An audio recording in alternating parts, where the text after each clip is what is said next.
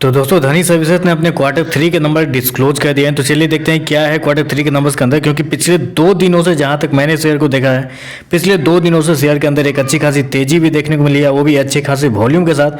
तो देखते हैं क्या ये तेजी टेम्पररी है या ये तेजी परमानेंट है, ये नंबर्स के बाद ही पता चलेंगे। तो चलिए देखते हैं नंबर्स क्या है। तो ये डाटा बेसिकली लाख्स में दिया हुआ है, मैं आपको क्रोस में कन्वर्ट करके समझाता हूँ क्या हुआ है। थोड़ा इसको जूम कर देता हूँ, अच्छे से दिखेगा आपको। तो देखिए पिछले क्वार्टर में क्या होता है, पिछले क्वार्टर में कंपनी का रिवेन्यू अगर देखे, एक सेकंड दीजिएगा, या पिछले क्वार्टर में कंपनी का रिवेन्यू अगर देखे यार, जो कंपनी ने ऑपरेशन के थ्रू जनरेट किया था तो 130 करोड़ के आसपास था। ये पीडीएफ भी थोड़ा धुंधला है तो थोड़ा हाई क्वालिटी का लीजिएगा वीडियो को।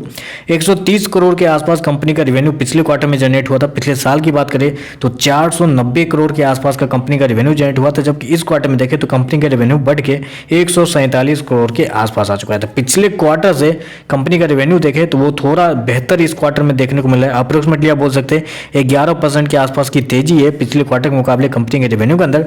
लेकिन वहीं अगर साल दर साल जाते हैं तो साल दर साल बहुत बड़ी गिरावट भी आपको देखने को मिलती है। जहां कंपनी ने 490 करोड़ का रिवेन्यू पिछले साल जनरेट किया था, मात्र इस क्वार्टर में 147 करोड़ के आसपास आ चुका है। चलिए कंपनी का एक्सपेंस देख लेते हैं, एक्सपेंस क्या हुआ है। पिछले क्वार्टर में कंपनी ने 280 करोड़ खर्च किए थे, पिछले साल 690 करोड़ खर्च किए थे, जबकि इस क्वार्टर में कंपनी ने 267 करोड़ कंपनी ने खर्चे किए हैं। तो इस क्वार्टर में कंपनी के जो खर्चे हैं वो थोड़ा सा कंट्रोल में देखने को मिल रहा है पिछले क्वार्टर के मुकाबले। चलिए कंपनी का लॉस क्या निकलता है वो देख लेते हैं, क्योंकि मैं पिछले क्वार्टर से आपको याद होगा पिछले क्वार्टर में भी कंपनी लॉस में ही डील कर रही थी, इस क्वार्टर में भी कंपनी लॉस में ही है।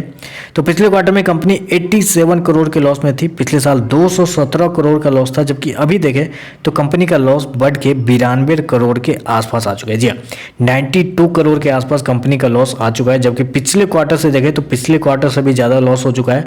अब पिछले साल से देखें तो पिछले साल से एक अच्छा खासा करेक्शन देखने को मिला है लॉस के अंदर। जहां पिछले साल 217 करोड़ का लॉस था, वहां अभी 92 करोड़ के आसपास का लॉस है।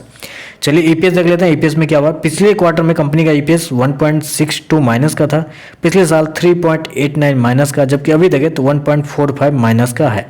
तो ओवरऑल अगर कंक्लूड करूँ नंबर को तो देखिए कुछ पैरामीटर जैसे रेवेन्यू और प्रॉफिट होता है। क्वार्टर देखें तो क्वार्टर कंपनी का रेवेन्यू बढ़ता हुआ नजर आ रहा है। साल दर साल देखें तो साल दर साल एक बड़ी गिरावट है कंपनी के रेवेन्यू के अंदर। साल दर साल कंपनी का प्रॉफिट देखें तो साल दर साल कंपनी का प्रॉफिट पहले से बेहतर है। पिछले साल में जितना कंपनी का लॉस था उससे बेहतर इस क्वार्टर में कंपनी का लॉस है। लेकिन क्वार्टर जाए तो क्वार्टर कंपनी का लॉस पिछले क्वार्टर से बढ़ चुका है। तो ये सारा पैरामीटर देखें तो बहुत मिक्स टाइप के नंबर है, मिक्स टाइप के नंबर है, ऊपर से नेगेटिव पे जाता हुआ देखने को मिल रहा है मुझे। तो हो सकता है, मुझे लगता है इस नंबर के बाद एक थोड़ी सी गिरावट भी आपको देखने को मिल सकती है, क्योंकि पिछले 2 दिनों में शेयर भागा भी है।